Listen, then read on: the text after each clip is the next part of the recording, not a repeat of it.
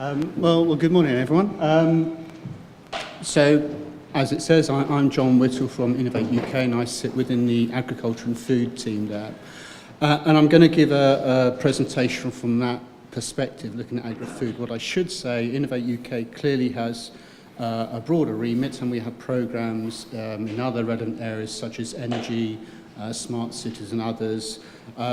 I've spoken to colleagues in those areas, and actually there's nothing to add from their perspective, so hopefully this will be a fairly up-to-date picture of where Innovate UK is at the current stage in the funding cycle. And first I'd like to start with a little bit of history. So the Sustainable Agriculture and Food Innovation Platform is well established. It started in 2010, and as it says, a £90 million programme of support over 5 years. And you'll realise those 5 years have now ended. So the kind of key message today is that we're at the stage of presenting a business case to our governing board for a continued programme of support going from 2016 forward. But very quickly, just to remind you or to tell you of some of the activities that took place previously, there were 8 major interventions. Most of these were what we call collaborative research and development competitions, which very often are about trying to assemble a supply chain to address a particular business need. I'm just going to highlight 2 of those competitions as being relevant to this audience. So in the top middle there, the food processing and manufacturing efficiency competition, and more recently improving food supply chain efficiency, which finished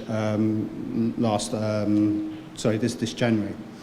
And from those 2 competitions, there's a suite of around 45 or so projects, all relevant to this sector. So that's the history. As I said, where we are now is developing a case for further support going forward. An important context within the agri-food sector is that in July of 2013, the government released its Agri-Tech strategy, and our involvement in that is twofold. So we are involved in the implementation of what's called the Agrotech Catalyst, which is about supporting innovation in primary production, and also for a number, 4 or 5 Agrotech centres of excellence, and that's a process that's ongoing. The first of those has been announced, a Centre for Agricultural Informatics and Sustainability Metrics. The others are still being considered. But they kind of form part of the backdrop for our forward plans. And as it says there, from 2016 onwards, we're looking at developing a programme of challenge-led calls that will be perhaps quite specific, but we'll also consider the whole food chain. So what I mean by that is that within agri-food, it's been convenient to kind of divide things pre- and post-farm gates.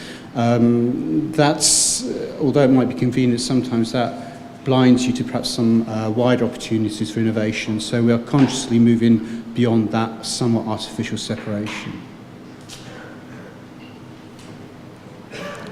And then just to think in terms of some of the strategy and policy documents that have been published in the past 6 or 7 years.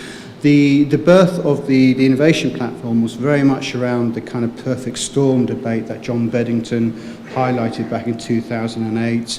And there have been a number of groups looking at those kinds of issues. I think more recently things like global food security and the Agrotech strategy, which came out, as I said, in July of 2013. So they all form the backdrop towards our strategy development, and we have to, as best we can, take into account both those policy documents and the interventions that have arisen from them. And because we're Innovate UK, we take a particular view of the opportunity, which hopefully is, business focused and trying to understand, how this might help UK companies to grow in the future. And it's about understanding, the size of the global market opportunity, how the UK is well positioned to play to that opportunity. Why is this the right time now to intervene in a specific way? And also, importantly, what's the case for losing taxpayers' money? Why can't industry just simply get on with it? So those are important considerations which we are developing in our business case to report, and there is a slide missing or hidden there, I think.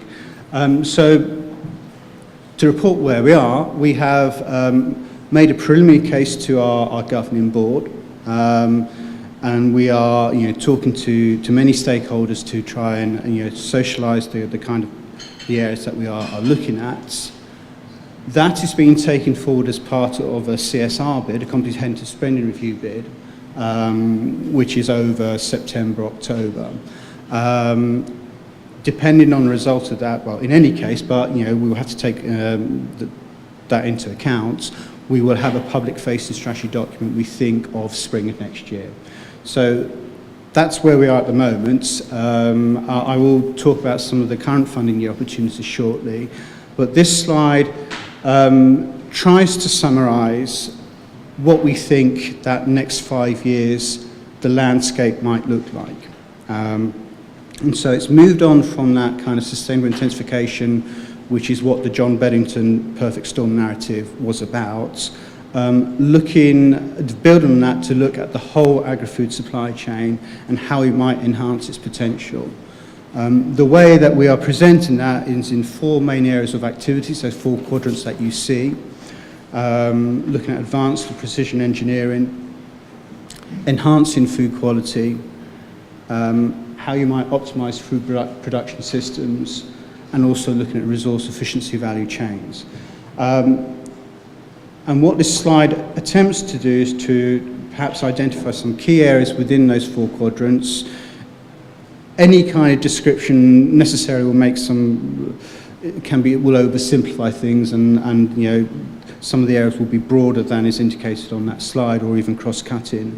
But we can highlight some areas which we think will be of importance, things like the use of big data and precision engineering that has applications both within primary production, but also how you might oversee and manage the whole food supply chain. And also things like how does resource efficiency and the circular economy tie into this particular space. So that's a kind of sort of focal point for the discussions at the moment. As I say, there is a business case going to our governing board which will attempt to describe some of those activities in more detail. Over the coming months, we'll be looking to hold some road mapping activities to identify specific opportunities within those 4 quadrants. So as the details become available, we will publicise those, and I would encourage you to get involved in that process. Okay, that was the slide I thought I'd... Hopefully I've covered all those points. As I say, that's a process. We are looking to have a public-facing document spring of next year. Clearly, with the spending review, there are lots of uncertainties in the overall process. So, we can say as much as we can at the moment, but we need to see how that turns out. Okay. What I can say is that there are some activities planned for this financial year within the Agri-Food programme. We have a CR&D competition planned in October, which has the overarching theme of how you might reduce sugar, salt and fat content, also and to improve fibre content. And it's about how you address some of the technical challenges associated with that. So if you change your formulation, that will affect the processability, that will affect storage life, other kinds of considerations. So it's not just simply recipe development, it's about some of the technical challenges that are linked with that. We have and that will have a budget of around £10 million. We have a smaller competition planned with our colleagues in the space programme, looking at some of how satellite technology might contribute to the space. And I mentioned earlier the Agrotech Catalyst, that's an ongoing programme. We're now just entering round 5 of that, so I think the applications have just opened for that. So that is also underway. And then finally, the Centre for Agricultural Agri-Innovation. There will be 4 or 5 of these centres. The first has been announced. The others are in different stages of development or negotiation, so that's not something I can talk about at the moment. Okay, so a specific slide reminding you about the dates for the Agrotech Catalyst opportunity. It has just opened. The deadlines are either the 14th of October for the first stage of the industrial research applications or January for the final stage of the industrial research and the other feasibility study competitions. And here is just a short slide with headlines on the, the title is now Enhanced Food Composition Quality, but the theme, the byline, is Reducing Sugar, Salt and Fat, Increasing Fibre Contents. We will have a number of events trying to develop consortia for that, and they will take place in September, and so we'll advertise those by the normal routes. And I think that's my last slide. There we go. Thank you. Thanks so much, Tom.